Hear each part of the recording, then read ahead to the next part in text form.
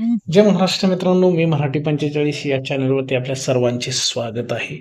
आजच्या व्हिडिओमध्ये आपण जे उन्हाळी हंगाम 2025-26 हे वर्ष आहे, यासाठी 8 एप्रिल 2026 पासून ई पीक पाहणी करण्यास सुरुवात झालेली आहे.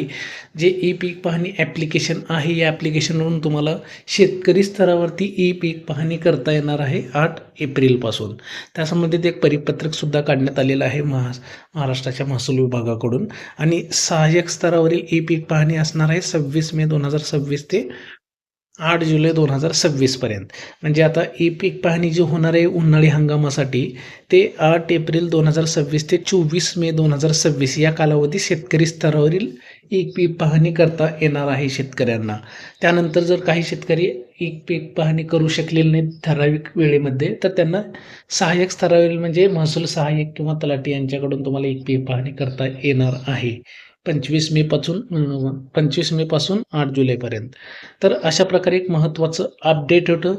आणि त्याचबरोबर त्यांनी एक परिपत्रक काढून सांगितलेलं आहे, बघू शकता. डिजिटल क्रॉप सर्वे अंतर्गत 100% ई पीक पाहणी नोंद करणे बंधनकारक आहे. म्हणजे जर काही पीक विमा वगैरे योजनांचा लाभ घ्यायचा असेल तर तुम्हाला पीक पाहणी असणं गरजेचं आहे. त्याच्यामध्ये ई पीक पाहणी नसेल तर तुम्हाला पीक विमा योजनांचा जे नुकसान भरपाई वगैरे असते त्याचा लाभ मिळणार नाही आहे, लक्षात घ्या. तर अशा प्रकारे एक महत्त्वाचं अपडेट होतं शेतकऱ्यांसाठी, एक महत्त्वाची अपडेट होती. त्याची नक्कीच फायदा शेतकऱ्यांना होणार आहे.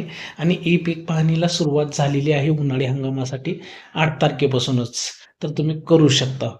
माहिती आवडली असेल तर चॅनलला लाईक आणि सबस्क्राईब करा. धन्यवाद.